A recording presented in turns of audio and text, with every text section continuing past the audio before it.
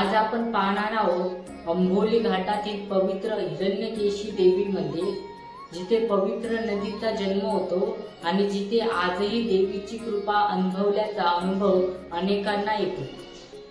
हे मंदिर शेकडो वर्षे जुने आहे। पूर्वी येथे फक्त नैसर्गिक गुहा होती।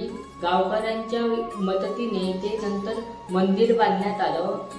मंदिराच्या मागे असलेल्या पर्वताच्या हृदयातून सतत पाण्याची धार येत असते। हे पाणी पुढे हिरण्यकेशी नदी बनते। या पाण्याचा प्रवाह कधीही थांबलेला दिसत नाही। पूर्वी ऋषीमुनी येथे तप करत असत। जंगलात पाणी मिळणं कठीण होतं। त्यांनी देवीला प्रार्थना केली आणि देवी प्रसन्न होऊन पर्वताला स्पर्श केला। त्या स्पर्शातून पवित्र पाण्याची धार बाहेर आली, म्हणून देवीचं नाव पडले हिरण्यकेशी। मंदिर जंगलाच्या मध्यभागात असून परिसर अतिशय थंड, शांत आणि दिव्य वाटतो।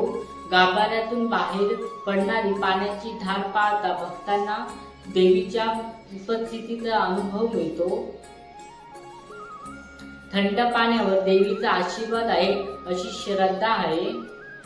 भक्तांनो, हिरण्यकेशी मंदिर एक मंदिर नाही, ती देवीच्या कृपेचा जिवंत पुरावा आहे।